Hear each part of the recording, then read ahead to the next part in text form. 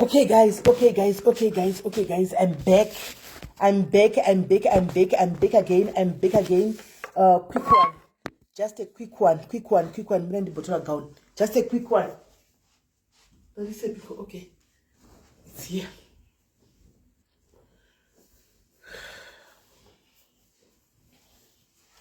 I'm back, guys. I'm back. Please, can you please take others? Call others, take others to come. I'm here. Montidedzera musikana uya wekujeri. Please, ndidedzerewo musikana uya wekujeri. Modedza hama dzacho. Ndozati muri comment section. Hama dzemusikana wekujeri akabatsirwa pana pari kujeri. I'm here.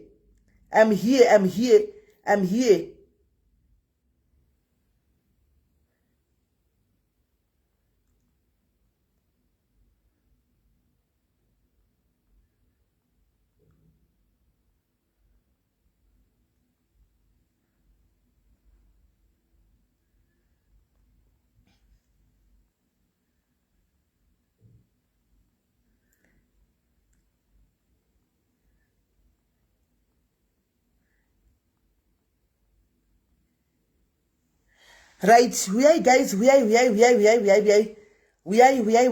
come here.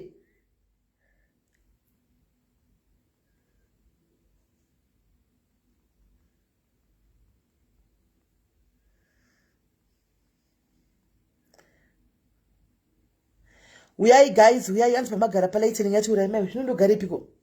Right. Mind day. Mind trade day. Is it better? Ah, shongo inongo buda itining at your place. Shaita, Shanan. Kondo varama kitchen.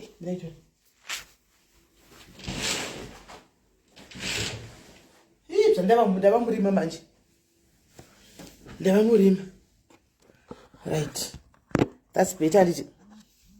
Ndave murima. I think it's right.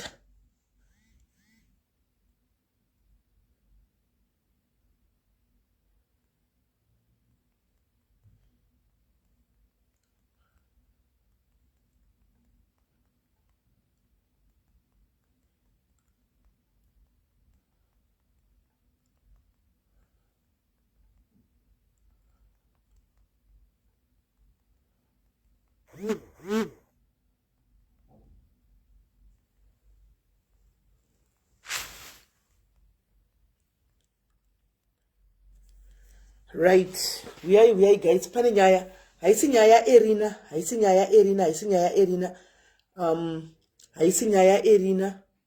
It's not about erina. That's maguda shiri sweet, all right. Ah, guys, ndadzoka nsanda rana tundega ndichinda kunogeza ka. Mva ndasangana nenyaya. Ndova ndasangana nenyaya yauya panapa. Kuseruku. So Zuva is telling me kuti Murukuziva musikana kauya panapa. Musikana kauya pano achi wekujeri wokushandiswa kutransporta madrugs. Mamuziva. Musikana wokushandiswa kutransporta madrugs. Mamuziva ari kujeri. Do you still remember it? Musikana wokushandiswa kutransporta madrugs ari kujeri uya mamuziva. Do you remember the story? Guys, ngatibvumiranei.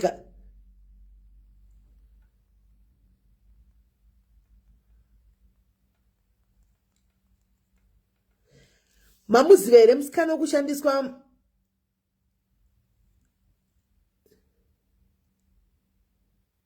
Mamuziva here musikana wokuya panapa pari kujeri wokushandiswa kutakura madrugs. Aive nemwana wake. Right. I just got ndikuudzwa nazuva right now kuti kune hanzi my family relatives.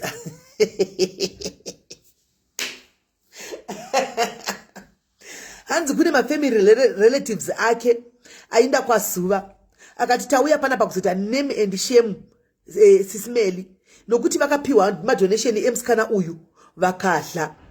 Kuri kunzi kumusikana uyu hanzi kwakasvika lotion chete. Saka kwai ndakadla madonation emusikana uyu. Guys, first and more foremost that day muri kuzviziva kuti andina mari yandakapiwa yemusikana uyu. Mari dzese mari yakacontributwa futi noti nevanhu vakawanda yakaenda kuna, is it Shumbures, admin Shumbures or admin Ru? Let me try to disappoint you hama mafungo atumeenda kuna Zuva kuti mundi postai ndapa Zuva green light to post. I give Zuva the green light to do a live. Ndamupa green light kuti ita live yachona. Animaona. Shumbures ndima kapuwa mari yaniti. Mari yaipo kwa muri kai ndima kadonetiwa ndima kabata mari ndiani iwe kana kuti Ru ndiana kabata mari. Wokusungwa ari mubhazi naini mwana. Shumbures ndiwe here kuti ndiru wakatora mari pa live ndiana aisigwa mari because numbers dzakapinda pala pandedze one of you guys. Ndiani? Right. Saka after one of the admins ndichakuona kuti comment section ndiani Ru here kana kuti Shumbures. Pane one watakaisira pa nchiti andibati mari ndogara kure navo. Mukurimember. Nchiti dena ndiri padhuze ndauya but ndogara kure. And then the admin akapiwa mari akapiwa. Apiwa mari akapiwa pakaita one. Momzia mukadzi mudiaries anoshanda ku police station hanzi it's Ru, yes, anoshanda ku police station anditika akati ini ndishaenda kunovaona ndopiwa. I have all the chats and all the details here. Regai ndikutaridze. So hama dzikamai one chekutanga hama, you are not entitled to this. Kana paiswa ma donation pana pa vanhu vatoda kubatsira andika munhu ari kujere. That's not, you are not entitled kuti munga mchidimanda kuti anzi ye pakazonzwai andimaona imimi makabvisei hama makabvisei. You are not entitled. Imari dzakabviswa pano pa diaries yet I said andidi kuita live yachona andimaona zvekade zvakavharana. Saka for you are greedy people, very greedy people. For you kuti muchitima kuenda amuna kuya kwandisi kuzondibvunza itai live indai muita live kwamuda kuenda kuita live chinda muita live indai munoita live imi hama chinda muita live kwamuda tumuinde kuita live ikoko go and do the live. And I'm with her life. Hamuna kundibvunza inini. Andinambovera ndakabata mari yemusikana uya. Mari yakapiwa admin. Admin akapa Cynthia Stifler. I've got everything here. Cynthia akandiudza atenga zvinhu zvinotenga izvo akanishowa. Let me show you guys the proof. Zvino hama dzauda kuita udliri. Let me show you.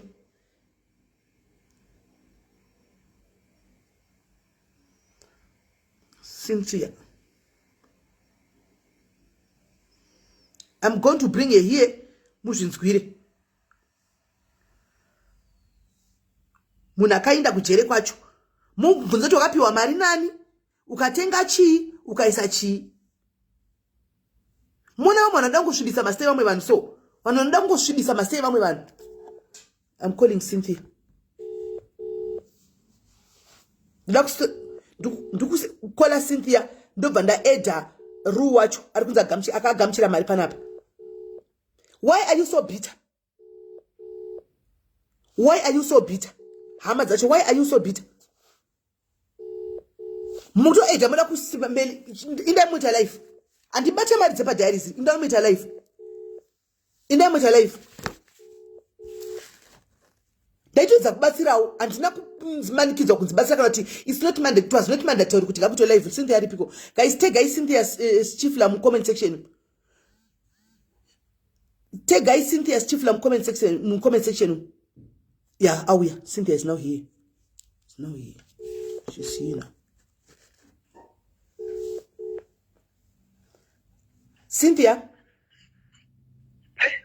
Hi, Sis Melly. Sorry kungokufonera usina mboshtarisira. Okay, no right. problem. I've got an issue that came to my attention right now.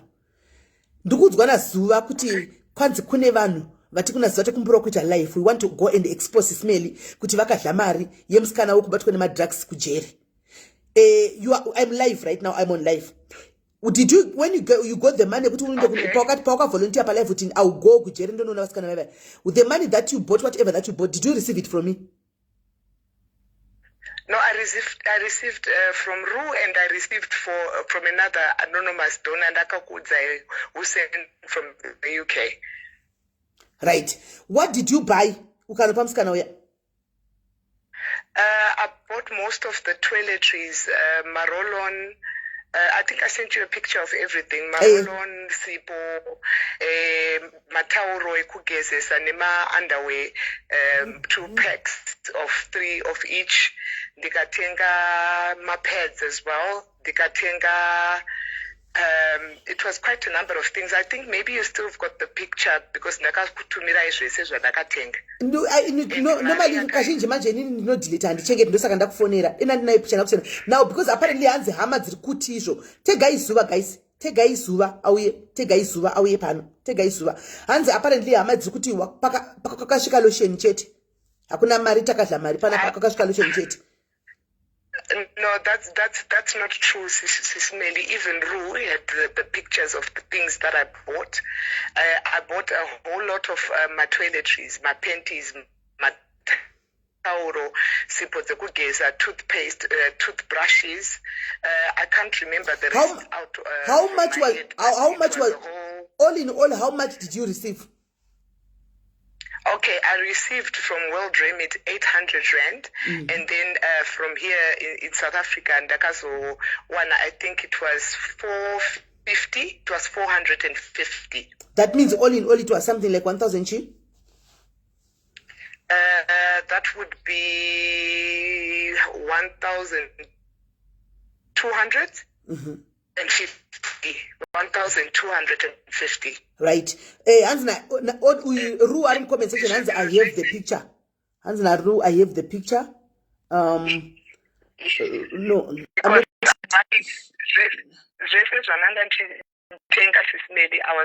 buying times 2. Remember, there was also another lady. Yes. I was buying times 2. Unfortunately, andina kugona kuti ndivaone vese ndakaona 1 ndiye ndakapa kuti vozosherana. Saka kuri kunzi akareceive lotion meaning say kuti kana wakapa 1 wakaona upi wewe? Wakaona upi wacho? Ndakaona uyu wema drugs. Saka ndanzi ndiye ari kudaro kuti ndakareceive only lotion. So let me try and add Ru on your call yauri papa. So I don't know this hammer. I want this hammer to do their life and to come through because ndichakunyadzisa hammer ini. Apparently, according to them, they think ndindarapwa mari. Andibate mari ngandotaura vangu kuti mari yediaries tsvagai munhu dzipane maadmin pano andibate mari. Even here ITS yamurongai yamukutaura andina kana send mari dzinongoenda kumaadmin uku. Even Ru, I'm trying to add you up. Tumira angarima my cash friend, so she actually sent me Arima pin. I was the one who collected Taiwane 100 Rand yemkuru because I went after 7 days. Ndofunga yakadzokera kune owner yacho. That was the only one I couldn't pick. Okay. She confirmed in the name of the ladies. Is it Tanisha's mom or something? I think she's there in the comments. Tanisha's mom confirmed. Yes. She confirmed to Maria Zokera Tanisha's mom.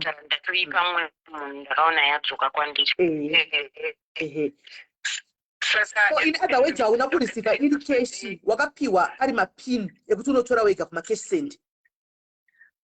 Correct. I have 3. So ndachamusika stere chinzi kune nyaya yamurikunzwa kune vanhu vari kukumbira life kuenda kwazuva nokuti SIS MELLY vakapiwa mari vakadla mari yemusikana wekujeri. Mari yacho makaburisa here imi hama chinenge ndichivadhika hama dzacho makaburisa mari here imi hama makaburisa mari mari yamutaura imari ipi yakabva kuna ani taimanikidzwa kuti alive here pano kuti tibatsire musikana uyu. It was 300, not 450 because the other one yakadzokera. So total yawakatora kwandiri was 200 from Standard Bank and the 100 Rand from Capital. Yes, because yemkuru yakazodzokera. So you actually collected 300 from me. No, musikana uyu handiti ndiyakaudza hama dzake. Musikana wacho akaudza hama dzake. Cynthia, you still have numbers dzemusikana yandichika. Can you add for this call? We still have numbers dzemusikana wekujeri. We add pakola. I don't know if I had saved them as number because ndangandine number chete. I never saved it. Can it happen? Could Mondipa maybe about 2 minutes? Let me save it and then those. All right. Dona, who's Ed? All right. We'll be here. All right. Okay, bye. Right. Munoona guys zvinoita so. Murukuda zvinoita so guys. Kana pakaita vavengi, a group of people that hates you for nothing. They don't even know me. And apparently these people are in Cape Town or whatever. They sat down. No one came to me. Apana kan phone raini. kuhamapa dzacho idzodzo hapana kanofanira kuti anzwise kuti naisimeli tisi hama dzemusikana ari kujere handika pari kunzi pakasvika losheni chete. What really transpired? No, they just woke up and went kwasuva handika kuti toda kuti muti pro life toda kuexposa simeli vakadya mari handiti I'm so disappointed you. Andibate mari dzepadhaisi pano pane structure dziripo, pane maadmin aripo, pane maadmin aripo kubva kuuk kusvikira kuno kuafrica kune maadmin ariko handiti it's so wrong handika for grown up people. You are not entitled to these donations andinge ndakumbirira munhu pano handi ndini it's me ndini ndakakumbirira musikana uya out of my own heart nokutonzwa kuti munhu akavharirwa ndikakumbirawo timu rangu pano anyway ngatimpe I even contributed myself I contributed. Ru, am I lying? I even contributed myself andika kuti mwana uyo abatsirike mujere. Then you go moti anzi tapirwa mari nameli. Do you think donations vanobuda mamillion 9? Saka muri kuti makadligwa 1200 ndizvo muri kutaura. Muri kuti mimi mwana yakadligwa 2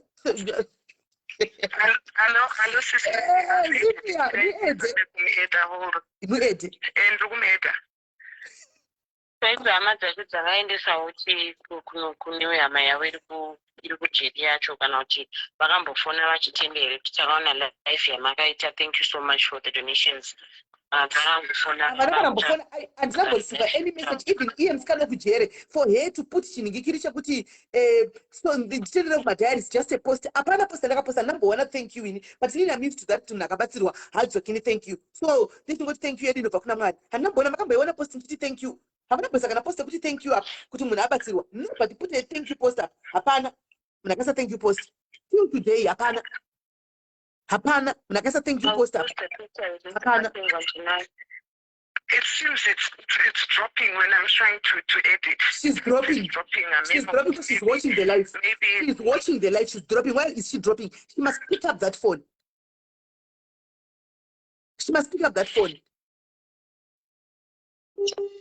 Saka vanofunga kuti panobuda mamiliyoni. Iyo sense of entitlement echo vanoiwanepi pazvinhu zvemadonation guys? Ndiudzewo kana ndimiwo. Pazvinhu zvemadonation vanoiwanepi? Sense of entitlement pazvinhu zvemadonation vanoiwana kupi? Hama mukawana nguva mukwane muudzane kubva kwomutsikami. You are not even entitled to this donation thing. Harisi platform renyu hamuna imimi kuhama makadi muri basa rama yenyu mega. Muri kudi kuunganidza madonation zvinhu zveimisa kwama yenyu.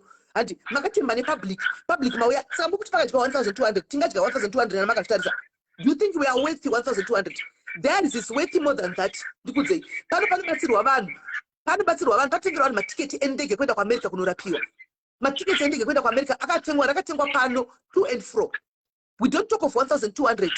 Sorry hama kana kwamuri chishamusira ka 1200 ka pana panotengwa tiketi endege kuenda kuAmerica nekudzoka munhu kuti aende kunorapiwa.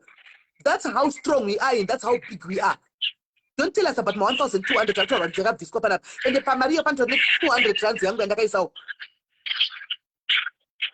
Anmona not even a thank you post here makauya nekuzotenda panapa a thank you post kuti maite henyu takaona alright lotion yacho 1 iyo yakasvika makatonyora iri post kuti tatotenda madhairies vatengawo lotion 1 ndaitozovhura masauti lotion 1 chirudzii because hakuna kuenda lotion 1 iri picha ndakaipiwa. Cynthia, you know what I think happened? Kana kuzokollecta on behalf of those ladies. Anenge pamwe ndiye asina kusvitsa. No, I don't think so. Listen, I don't think so. You know why?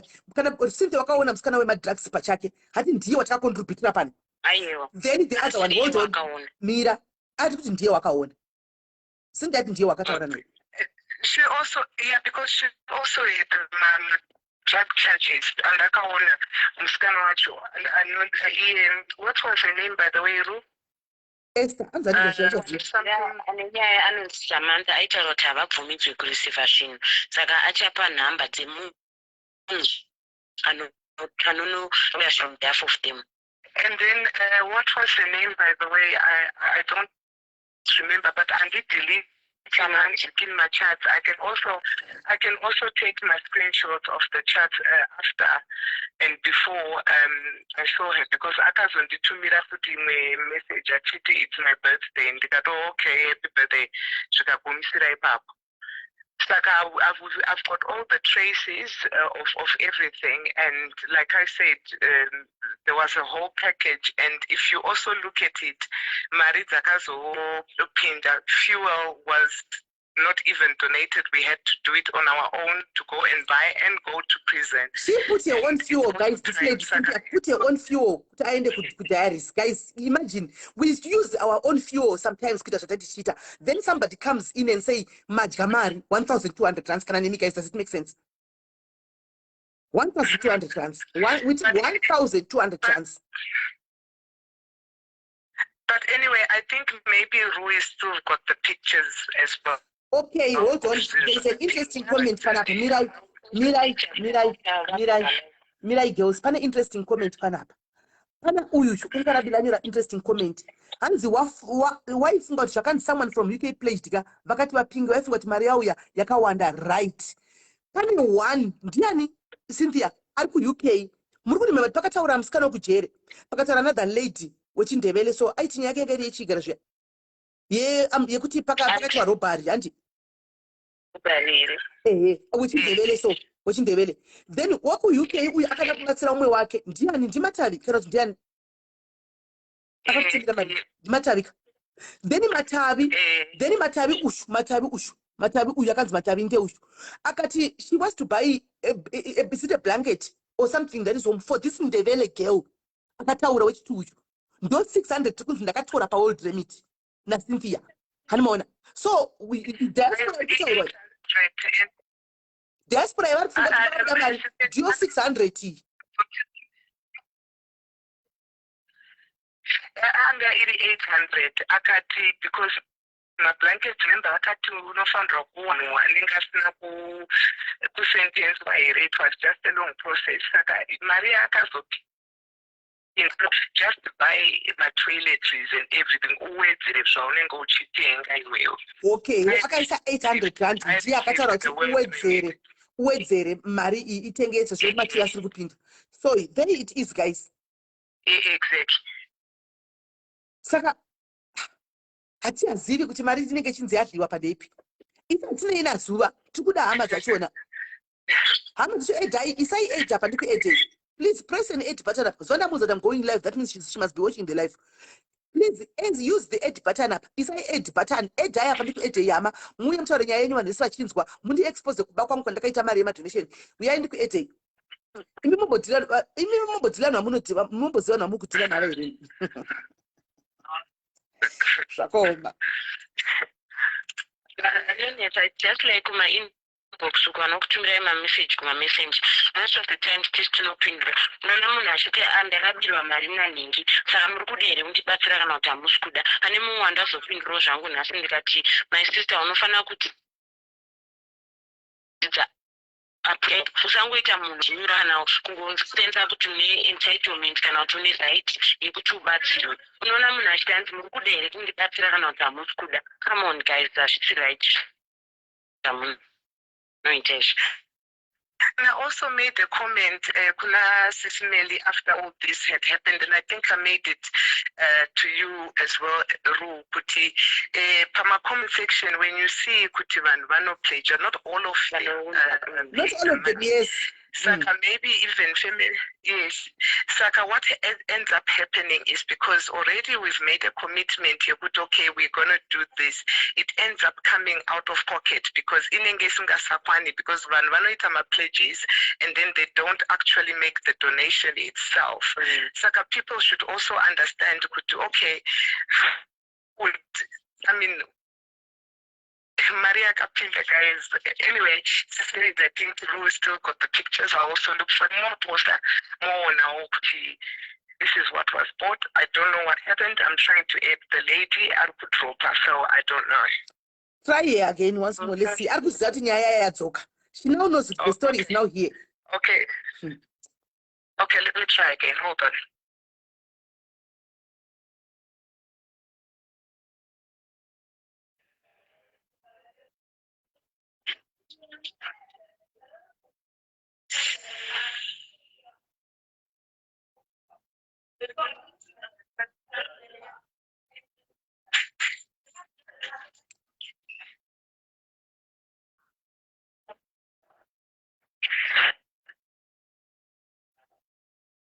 Yebo, kanjani?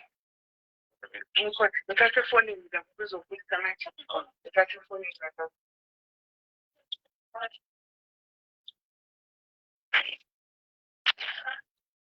Hello, ikuringa. Kuringa.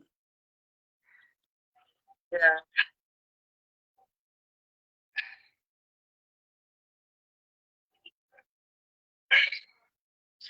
It's dropping. I Who drop her? don't know whether it's intentional or not. Right, hands she is dropping, so we don't know what is really happening. Kuti ari kudropa atoona obviously inoonesa kuti tiri paconference call because muri pacall 123 takadai anomaona. So anyways, kana maita henyu, thank you for coming here and clarify. Antika I'm not moved. General Shelazi unonisa zvakanaka here ini unombonipiwa zvakanaka saka imi vasikana dzokerai kumabasa enda kuti step. Thank you very much. Okay, thank you. Right. Iwai guys, iwai munoona vanhu vanofunga kuti vane sense of entitlement. Panapa panodonetwa, panogona kudonetwa zvinhu. Vanhu vanodoneta kuti ini chata chakadai ndicho chakadai chata chakadai havasi vese anomaona vanozoita madonations apakupedzisira. Ende panapa tine structure. We've got a structure yekuti panapa yekuti munhu tikati mari ngaidai so inoindwa ikoko kwairi kuenda.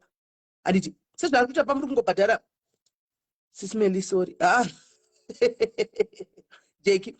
Sezvamunoita pamuri bhadhara madzenzi IT. Makambona pane account yaSIS MELLY. Handi muri kuisa kumadmin anditozivi kuti tinenge chifamba sei ndokuziva kuti pakati mabhadhara here pakati maita here ndine list yanechitika kana maita apa itai dzimai apa kana maita apa tikai apa pamwe pavanenge vachida kunegotiata ndovabetsera kunegotiata but handipindiri kumafinances hani mazviona.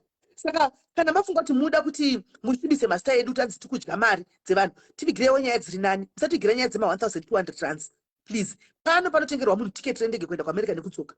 Pano panoraiswa mari dzakawanda panapa dzinobatsira umwe vanhu dzakawandisa dzinobatsira vanhu zvekutodaro hani maona. Hapana patauri nyaya dzema 1200 maona adzimufoni yake hatauri nyaya dzema 1200 kune those who know diaries better. Kana makafunga kuti paita mbinga yanzi yabva kuUK yakabvisa mari yakawanda arimo mucomment section mamuona mucomment section matavi akabvisa 800 ndo world remit 1 iri kutaura ani maona ndo 800 1 iri kutaura hands na Miriam I've pledged and failed to fulfill. Yes, not only you Miriam, a lot of people panapa vakawanda vano pledge and they don't fulfill. And one sometimes ndoenda akunda kutora mari yangu inenda kunyara kuti kumunhu uya ndoisa inini kana sometimes ndopesera ndakungoti shamwari mari ina kubuda semabudigwa yanga ifunga kuti iite andimaona chete. Saka hama kana mchifunga kuti mimi mune sense of entitlement panyaya dzemadiaries you can go kuna any socialite wamunoda munoita malife enyu ikoko. Handivhundiswe nemalife manzwa hama handivhunduswe nemalife munoita malife enyu 100 kana million ka ndiye ndichingove panenda still be standing handimuri kuchinzwa hama inde kuna zivako aramba kuitira life indai tsvagai kumwe muende kune platform munoita futi malife. Handivhunduki kuti kwa life ini ndoita malife ini pano handivhunduki kuita kuti kwa life because ini ndotomaita malife acho saka handivhunduki kuti kwa life mugare makaudzana ikoko animaona musadaro. So it's so wrong. Hama munobatsira munhu kubatsirwa munotarisa munhu kubatsirwa mangwana vanenge vatori nemagenuine problems because kana zvakudai soka ticharamba kubatsira umwe vanhu mangwana chikuru sei timu remi SA iri timu South Africa ticharamba kubatsira because munoika kuhakira so munoika kumhanya kamenako so munoika udzungu karimo so animaona hazvina kunaka. It's so wrong. Chapesera musingasabatsirwi kuchaya munhu anenge genuine problem haabatsirwi zveshuwa nokuti ndozvamunoita munodisturba vanhu vanenge vaida kubatsira. Kubatsirwa zvino kuti mufanira kubatsirwa ne10,000 rands mazvinzwa mari ikabuda iri 500 matobatsirwa chero ikabuda iri 300 matobatsirwa angachinonge pari mujeri angachinonga kuti pari mujeri. Imimi the least that you must just be grateful kuti at least pane umwe munhu as total stranger atogona kutobudisa 50 rand yake kupa hama yenyu zvamuri kutadza imimi kuita mukutadza kuzviita imimi makatadza kuburisa imimi makatadza kuburitsa imimi ku 300 iyoyo. Vamwe vanhu pana pakaya vakaita makonde avo mashoma iyoyo kuti awane toiletry mujere because tezati mujere hamuna matoiletry and then this is what you do.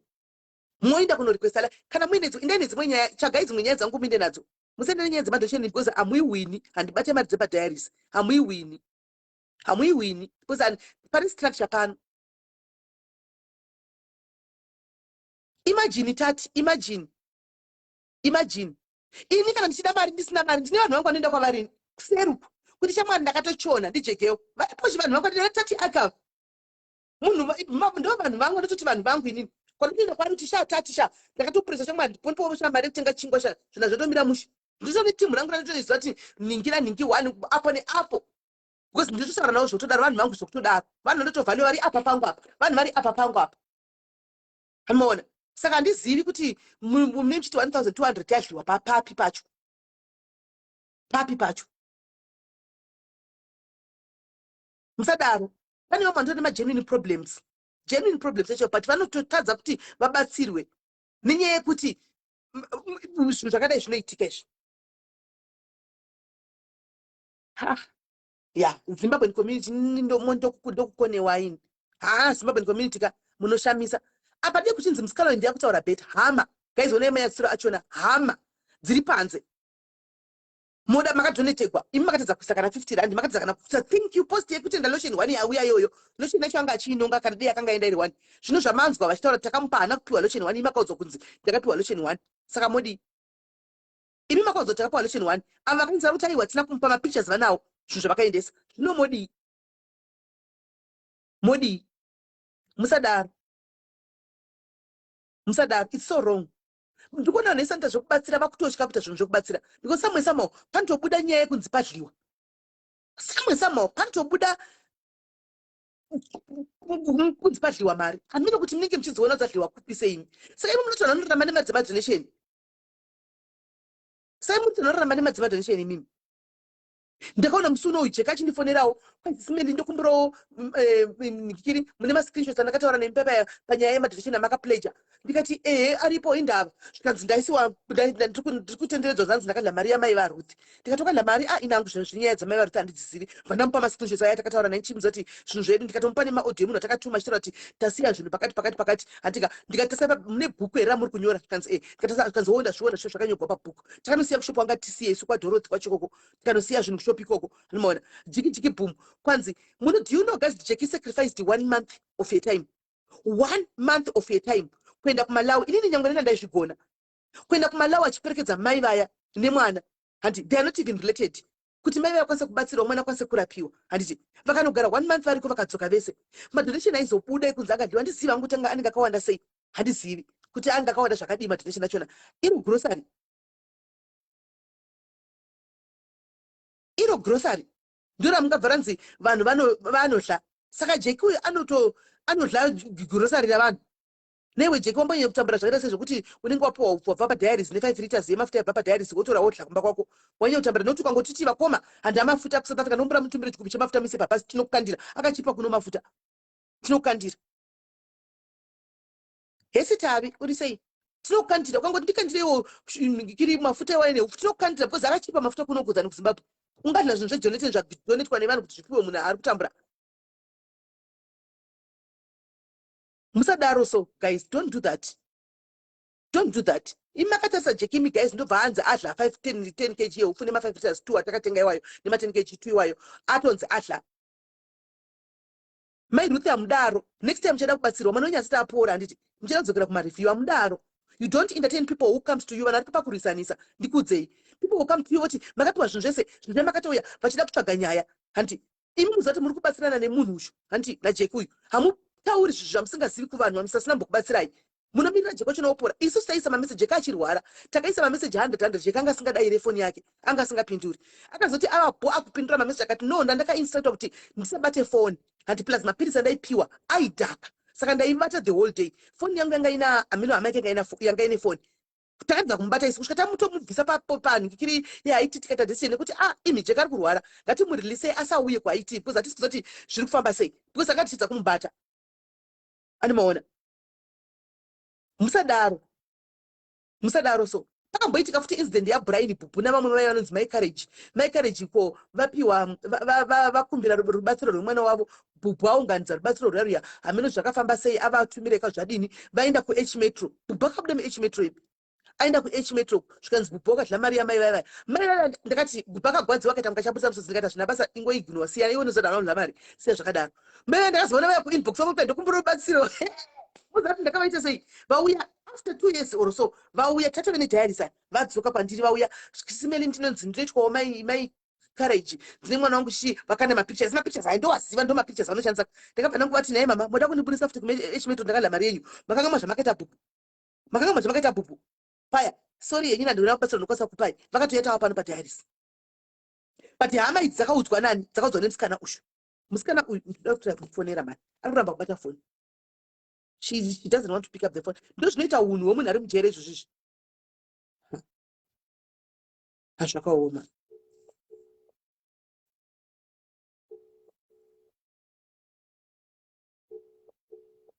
madhuwe manjenje musungwa umwe akabatwa aine madrugs achinda nawo atumwa neboyfriend akachinda nawo Cape Town atozodzima foni yake musikana ngatisadaroi veduwe ngatisadaroi zvakaipa ndaida kuti ndigeze nditobuda zva ndatodzoswa nacho ndikati neveduwe inga ndikutorongerwa tete izvi picha yauya izvi zvakatengwa izvi ndikuti izvi zvakatengwa izvi. Can you see?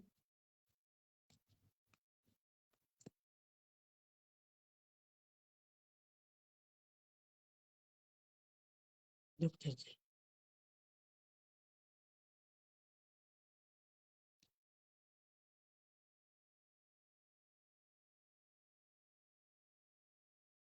Izvi zvakatengwa izvi ndo zviri kunzi pakaenda lotion 1 izvo zvinhu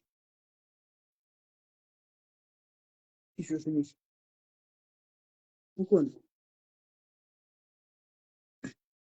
ndo zvinhu zvakatengwa izvo ani machiona pane mapedzi pane maclear pane vaseline pane macolgate pane maroloni pane chicho chinenge chamunoti chi pane sipo dzekugezesa dzinosvika 2 4 8 9 10 11 12 13 14 poita peki rematoothbrush poita mapenties poita matowels unoona saka ndo zviripo ikandichiziva ndipe namba dzacho zivani vavo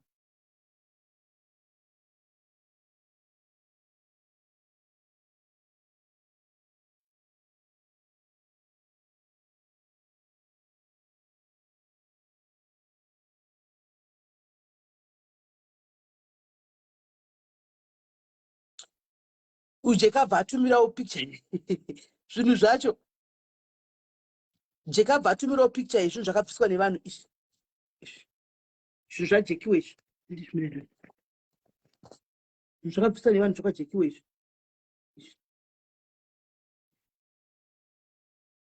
zvakajekiwe izvi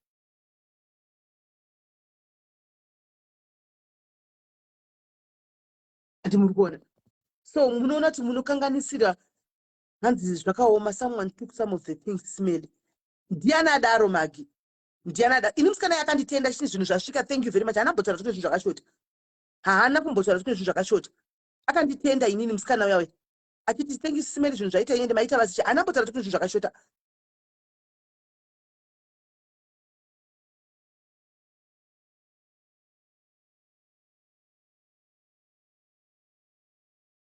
Ndamisira message angoti kakawanasi right kwai ndosaka vachizobatsira avo, ndosaka vachizobatsira avo kubackground.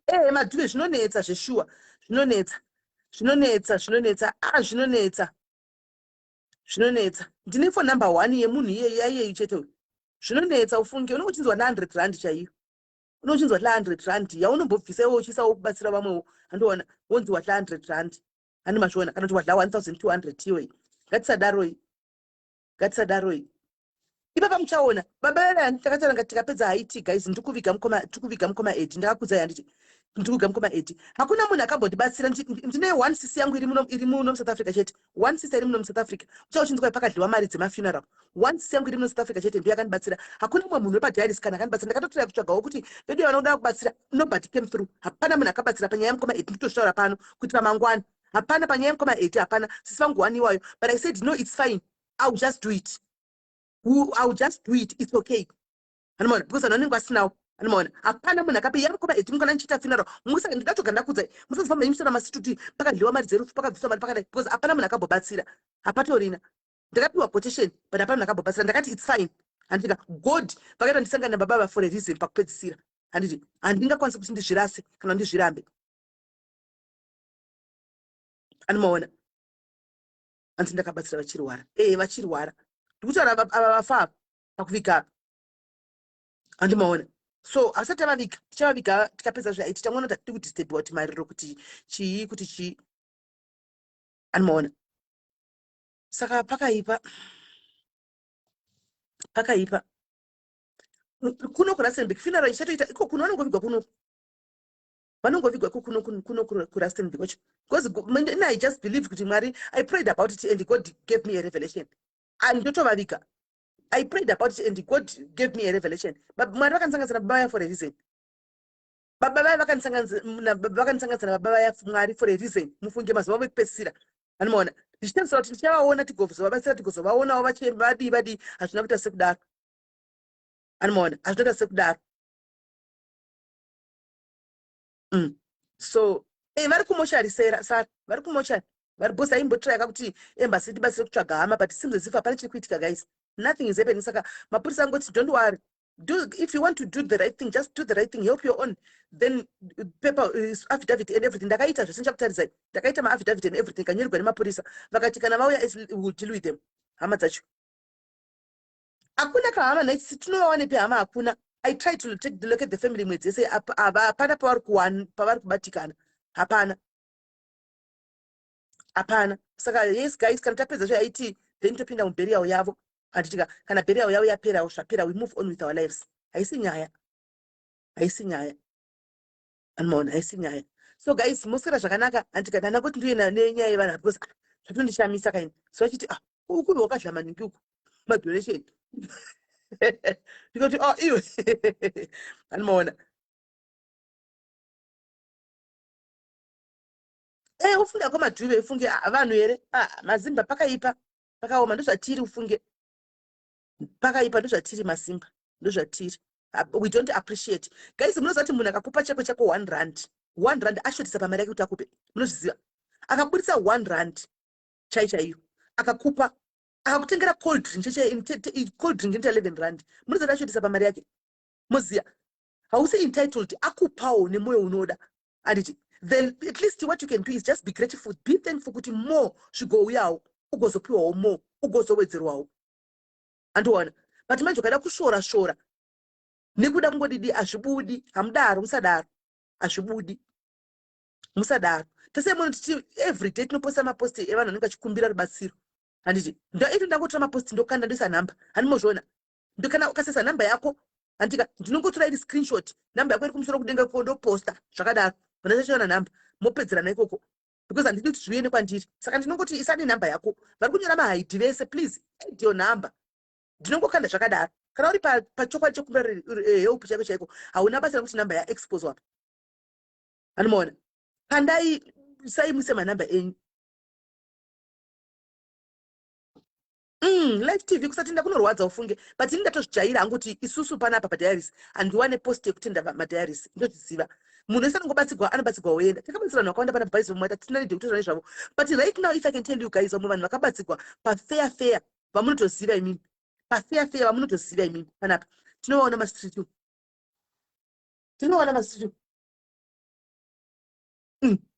vamwe vacho hatitombovaoni pano guys, vamwe vacho hatitombovaoni padiaries apo tichaiti kuvanhu asi unochitozovaona kuti vari kumwe atisi haisi. It's not up to us kuti titeverere kuti naimi makazobatsirwa saka makaendepi hamuchauyi pano hazvinei nesu izvozvo. Isitatobatsira tapedza kuti wazorega kuuya wazoenda kumwe wazodini hazvinei nesu izvozvo anomaona. Moziva mi guys, takabatsira vanhu vakawanda panapa, vamwe makabatsirwa panapa vachiripo pasocial media but panapa tichavaoni panapa. Just kungouya kungozoteerera pa timbovaoni isu vanotoenda kune mamwe malife but isati tinei nazvo isu that's us pano. And tozviziva kuti vanhu inini vanhu vanouya panapa ndinotenda madiaries angu ndega zvokuti munhu abatsirwa chachitenda panapa kunyepa kuya havatendi. Tave nevana vanonzona princess vavai hatitozivi kuti nanhasi vakaendepi anomaona. Taive nafilu mamuziva filu mwana musikana mukadzi yaya mualbinoya handi achiripo pasocial media ndomuona angu kumastreet uku panapa tatakutomusuwawo totodawo kutombomhorosa filu hatichamuoni panapa. Feel hatichamuoni pano but ndo ndichimuona angu kumastreet achitenderera kwete kuti toda kumuona kungoti filu uri mupenyu uriko tizive kuti mupenyu ariko because kwatiri choti munhu wedu techitoti mumwe munhu wedu wekuti akanzi agwara nhasi afa nhasi totoenda kunoti pamba pake topaziva hendei tinobata maoko but hatichavaoni panapa. That's the truth. It is the truth. It is the truth. Andimazviona. It is the truth. Totovaona masitu marimo. Hanzi ko Lorraine Mukunda se Lorraine Mukundu ndakasangana naye kwaJapraiser akauya akandimhorosa ake. Aiwa Lorraine came and greeted me paJapraiser pa kuswera suru. Akauya akandimhorosa ndakamuona kwaJapraiser. Akauya akandimhorosa. Kana shumburesi kana kuzowane zvavo. Kana vakawanda pa.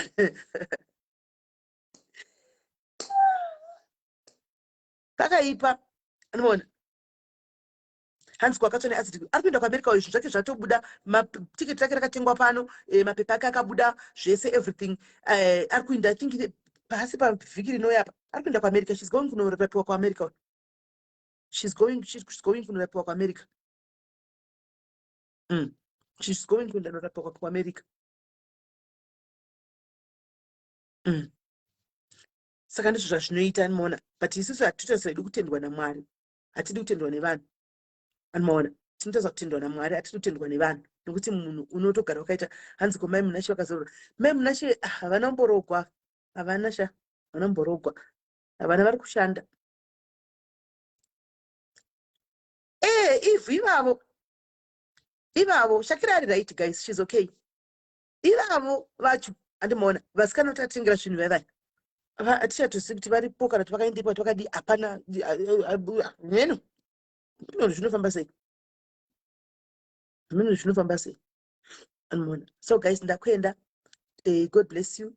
Totaura time. Bye bye.